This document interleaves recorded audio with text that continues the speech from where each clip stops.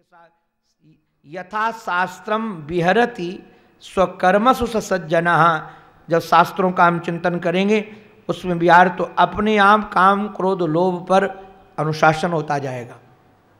अब तो महाराज देखते हैं, आपको क्या कहें, शास्त्र चिंतन में चित्त लग जाए और भगवत चिंतन में चित्त लग जाए, महापुरुषों का चित्त संग लग जाए तो दूसरा देखने का समय नहीं होता है।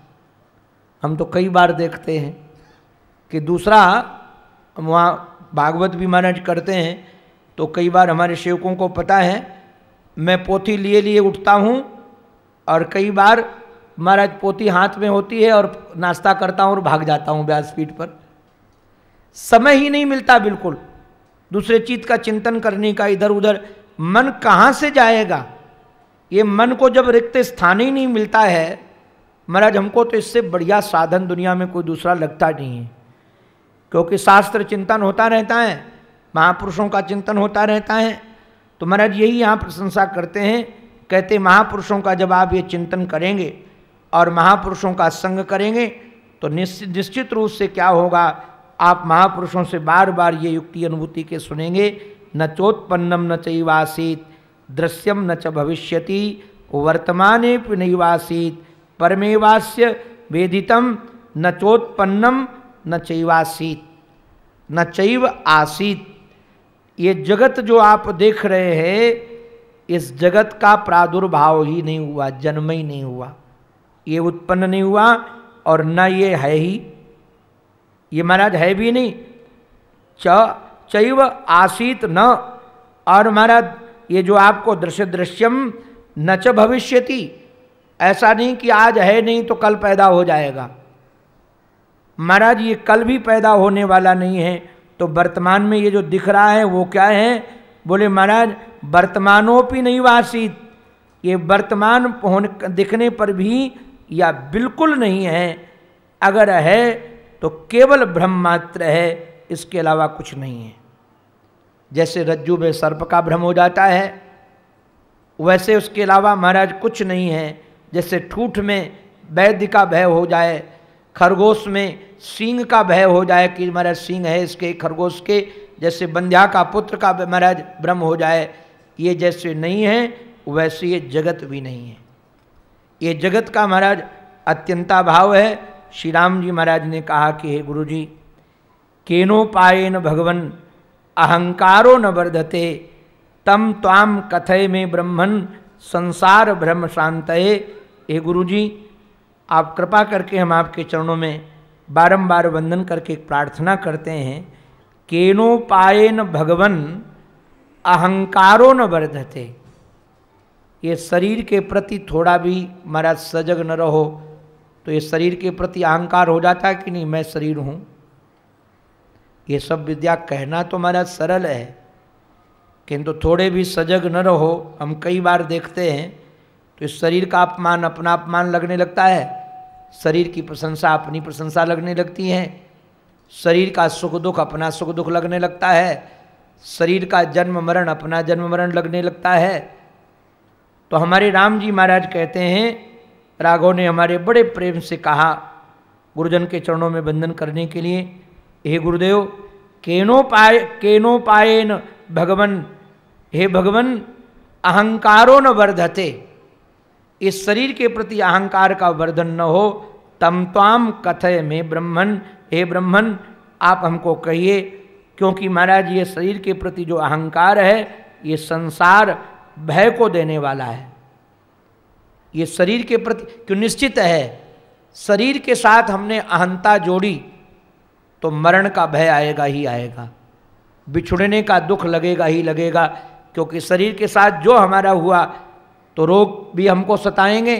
सारा जितना शरीर का मटेरियल है, भाई बात यह है, किसी की प्रॉपर्टी में मुकदमा चल रहा हो, कोई प्रॉपर्टी हो, मुकदमा चल रहा हो और वो व्यक्ति आपको प्रॉपर्टी दे दे तो फिर मुकदमा आपको लड़ना पड़ेगा कि नहीं लड़ना पड़ेगा। अगर भाई मुकदमा चला और आपको प्रॉपर्टी चाहिए तो उसका फिर लड़ना ही पड़ेगा। तो शरीर के जितने झमेले हैं, इस शरीर को यदि हमने स्वीकार कर लिया कि मैं हूँ तो इसके सारे के सारे झमेले अपने हो गए कि नहीं हो गए। सारा भय आ जाएगा, इसका मरण आ जाएगा, सब जितनी इसकी गड़बड़ियां हैं सब अपनी गड़बड़ियां हो जाएंगी। तो कहा कि संसार भय शांतये, महाराज ये शरीर के प्रति जो अहंग भाव है ये महाराज संसार का भय कर उत्पन्न करने वाला है, और जो इसके पार नाहंग भाव है कि मैं शरीर नहीं हूँ, ये संसार के भय को शांत करने वाला है। आप कृपा करके हमको बताइए ये कैसे महाराज ये अहंकार को मिटाया जाए। और जब महाराज ये पूछा तो हमारे श्री वशिष्ठ जी महाराज बताना प्रारंभ करते हैं, और जो वशिष्ठ जी महाराज बताते हैं महाराज इसकी चर्चा अब हम सायंकाल करेंगे।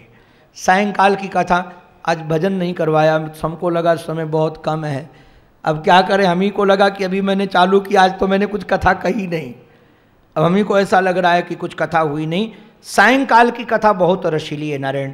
एक तो आपने बलि का चरित्र कई बार पढ़ा होगा, बलि का चरित्र हमारे वशिष्ठ जी महाराज की आंखों से आप जो देखा गया है, उनकी बुद्धि सोचा गया वो आपको सुनाएंगे, और श्री प्रहलाद जी महाराज का भी इसमें जो वर्णन किया गया है, और भी आपको हमारे ये शरीर के प्रति कैसे अहंग भाव मिटे, क्योंकि यह जगत की सत्ता है नहीं, शरीर के साथ अहंग भाव होने के कारण ये जगत सत्ता लगती है। तो अगर ये मूल को ही काट दिया जाए तो जितने सूल हैं अपने आप नहीं होंगे, बाप को मार देने के बाद उसके बेटा कहाँ होंगे। महाराज एक महात्मा हमारे कहते थे, शरीर को मैं मारना ये सबसे बड़ा पाप है, सब पाप इसके बेटे हैं, ये सब बेटों का बाप है। सच में जितने पाप दुनिया के हैं सब ये शरीर को मैं मानना ही है।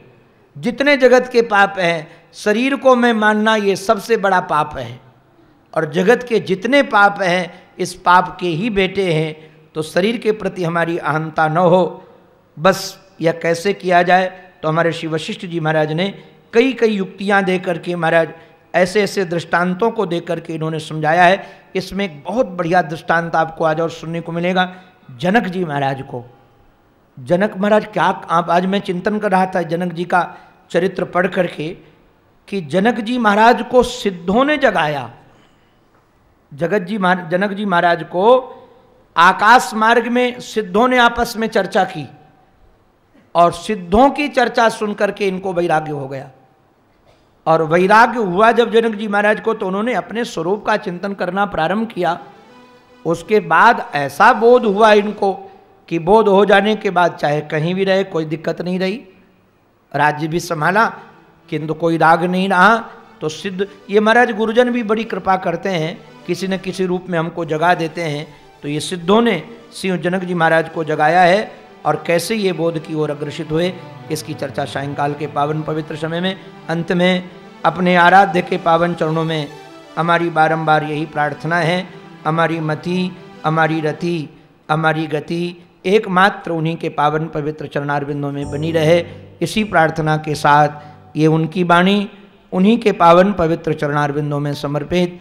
बोलो भक्त वत्सल भगवान की जय, सद्गुरुदेव भगवान की जय, वृंदावन बिहारी लाल की जय। जय जय श्री राधे, जय जय श्री राधे, जय जय श्री राधे।